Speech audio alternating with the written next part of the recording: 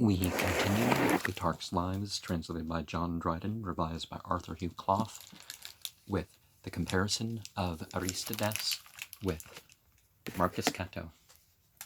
Having mentioned the most memorable actions of these great men, if we now compare the whole life of the one with that of the other, it will not be easy to discern the difference between them, lost as it is amongst such a number of circumstances in which they resemble each other. If, however, we examine them in detail, as we might some piece of poetry or some picture, we shall find this common to them both, that they advance themselves to great honor and dignity in the commonwealth by no other means than their own virtue and industry. But it seems when Aristides appeared, Athens was not at its height of grandeur and plenty, the chief magistrates and officers of his time being men only of moderate and equal fortunes among themselves. The estimate of the greatest estates then was 500 mediments, that of the second are knights 300, of the third and last call Zeugita 200. Well, I'm not seeing Greek characters here, so I'm not sure what spellings have been changed and whatnot. But Cato, out of a petty village from a country life, leaped into the commonwealth, as it were, into a vast ocean, at a time when there was no such governors as the curii, fabricii, and hostilii. Poor laboring men were not then advanced from the plough and spade to be governors and magistrates, but greatness of family, riches, profuse gifts, distributions, and personal application were what the city looked to, keeping a high hand and, in a manner, insulting over those that courted preferment. It was not as great a matter to have Themistocles for an adversary, a person of mean extraction and small fortune, for he was not worth, it is said, more than 4 or 5 talents when he first applied himself to public affairs, as to contest with a Scipio Africanus, a Servius Galba, and a Quintius Flaminius, having no other aid but a tongue free to assert right. Besides, Aristides at Marathon, and again at Plataea, was but one commander out of 10, whereas Cato was chosen consul with a single colleague, having many competitors, and with a single colleague also was preferred before 7 most noble and eminent pretenders to be censor. But Aristides was never principal in any action, for Miltiades carried the day at Marathon, at Salamis, Themistocles and at Plataea. Herodotus tells us that Pausanias got the glory of that noble victory, and men like Sotanus and Aminias, Callimachus, and Canagaras behaved themselves so well in all those engagements as to contest it with Aristides even for the second place. But Cato, not only in his consulship, was esteemed the chief in courage and conduct in the Spanish War, but even whilst he was only serving as tribune at Thermopylae, under another's command, he gained the glory of victory, for having, as it were, opened a wide gate for the Romans to rush in upon Antiochus, and for having brought the war on his back, whilst he only minded what was before his face, for that victory, which was beyond dispute all Cato's own work, cleared Asia out of Greece. Asia, like you find in the Bible, is not the continent we're referring to nowadays when we say Asia. And by that means made way afterwards for Scipio into Asia. Both of them, indeed, were always victorious in war, but at home Aristides stumbled, being banished and oppressed by the faction of Themistocles. Yet Cato, notwithstanding he had almost all the chief and most powerful of Rome for his adversaries, and wrestled with them even to his old age, kept still his footing, engaging also in many public suits, sometimes plaintiff, sometimes defendant. He cast the most, and came off clear with all, thanks to his eloquence, that bulwark and powerful instrument to which, more truly than to chance or his fortune, he owed it, that he sustained himself unhurt to the last. Antipater justly gives it as a high commendation to Aristotle, the philosopher, writing of him after his death, that among his other virtues he was endowed with a faculty of persuading people which way he pleased. Now, for some, they don't use competition right, but competition is for the bettering of everybody. If we have equity, then we don't have the best people on the job. If we have equality, then everybody gets an opportunity, and if they succeed, they, if they do, it rewards people for doing better. And it generally produces a better sort of society. Questionless, there is no perfecter endowment in man than political virtue, and of this economics is commonly esteemed not the least part. For a city, which is a collection of private households, grows into a stable commonwealth by the private means of prosperous citizens that compose it. Lycurgus, by prohibiting gold and silver in Sparta, and making iron spoilt by the fire the only currency, did not by these measures discharge them from minding their household affairs, by cutting off luxury, the corruption and tumor of riches.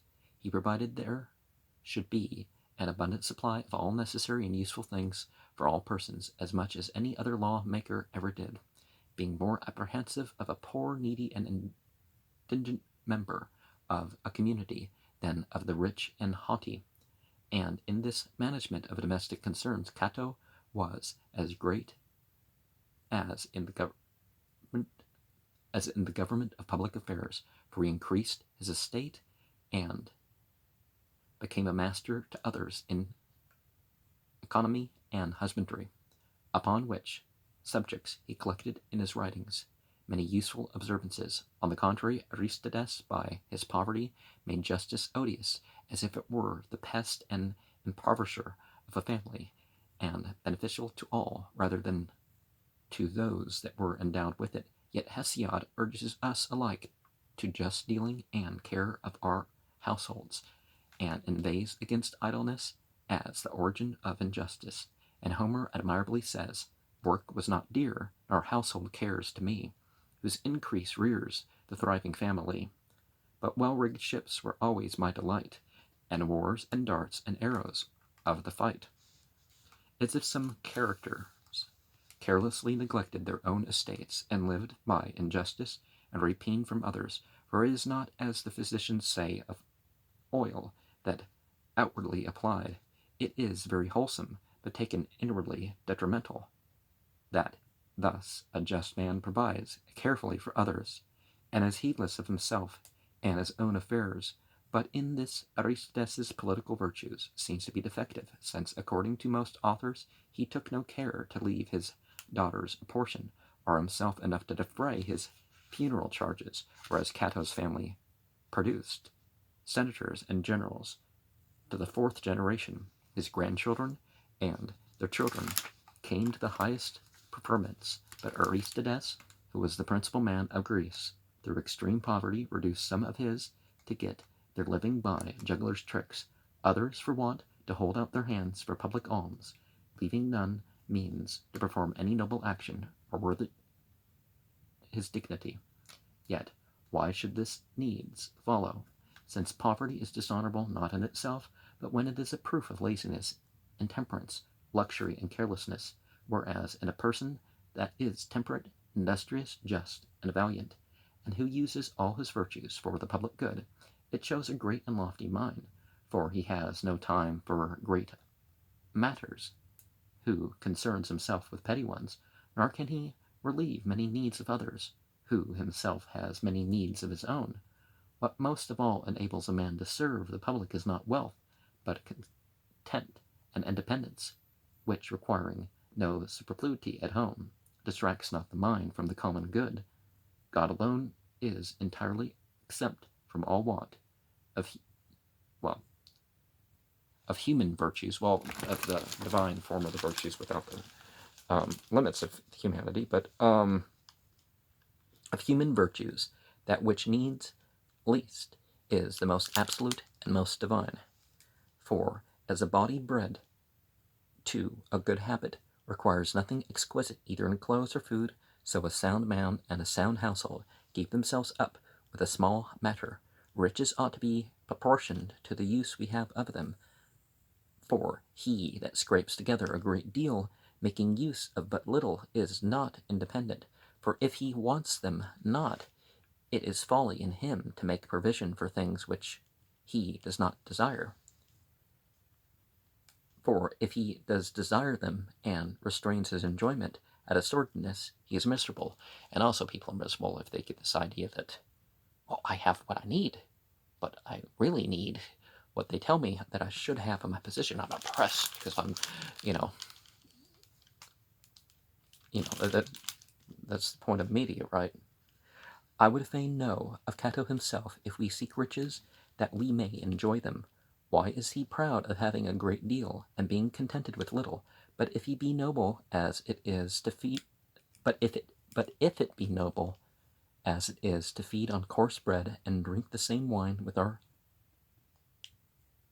hymns, and not to covet purple and plastered houses, neither Aristides nor Epaminondas nor Manius Curius nor Caius Fabricius wanted necessaries, who took no pains to get those things which they approved not the use of. And hymns, yeah, that's if you give yourself a alcoholic beverage enema, you can kill yourself when you would never been able to stand drinking enough to make that the thing. I'm sure they mean like hands or something.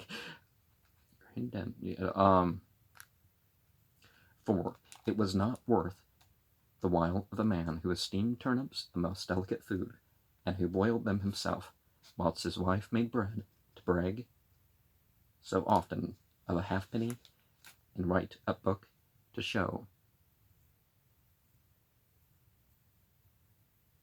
how a man might be soonest grown rich. The very good of being contented with little is because it cuts off at once the desire and anxiety for superfluities. Hence Aristides, it is told, said on the trial of Callias, that it was for them to blush at poverty, who were poor against their wills. They who, like him, were willing so might glory in it, for it is ridiculous to think of Aristides' needless imputable to his sloth, who might fairly enough be the spoil of one barbarian or seizing one tent, have become wealthy. But enough of this. Cato's expeditions added no great matter to the Roman Empire, which already was so great that in a manner it could receive no addition. But those of Aristides are the noblest, most splendid and distinguished actions that the Grecians ever did. The battles at Marathon, Salamis, and Plataea, nor indeed is Antiochus, nor the destruction of the walls of the Spanish towns to be compared with Xerxes, and the destruction by sea and land of so many myriads of enemies, in all of which noble exploits Aristides yielded to none, though he left the glory and the laurels, like the wealth and money, to those who needed and thirsted more greedily after them, because he was superior to those also. I do not blame Cato for perpetually boasting and preferring himself before all others, though in one of his orations he says that it is equally absurd to praise and dispraise oneself. Yet he who does not so much as desire others' praises seems to me more perfectly virtuous.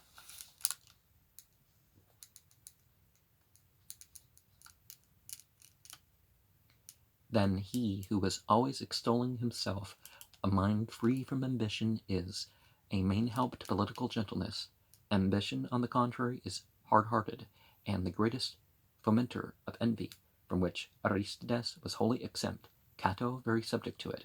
Aristides assisted Themistocles in matters of highest importance, and as his subordinate officer in a manner raised Athens. Cato, by opposing Scipio, almost broke and defeated his expedition against the Carthaginians, in which he overthrew Hannibal, who till then was even invincible, and at last, by continually raising suspicions and calumnies against him, he chased him from the city, and inflicted a disgraceful sentence on his brother for robbing the state. Finally, that temperance which Cato always highly cried up, Aristides preserved, truly pure and untainted. But Cato's marriage, unbecoming his dignity and age, is a considerable disparagement in this respect to his character, for it was not decent for him that at that age to bring home to his son and his wife a young woman.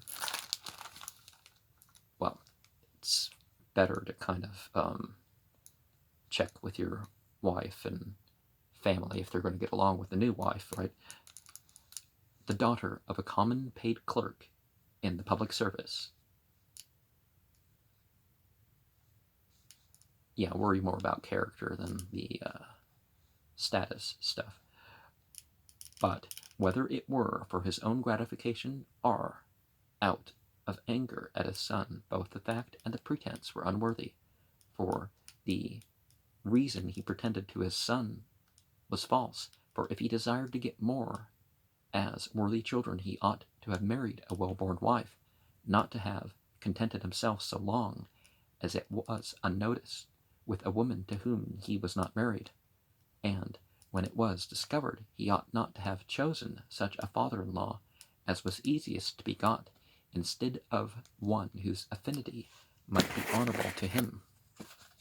Well, we find our honor and dignity in different ways, and certainly we got to admit that such claims, well, to honor and dignity, that, well, they're there, but they're just not what you would, approve of or want or something like that.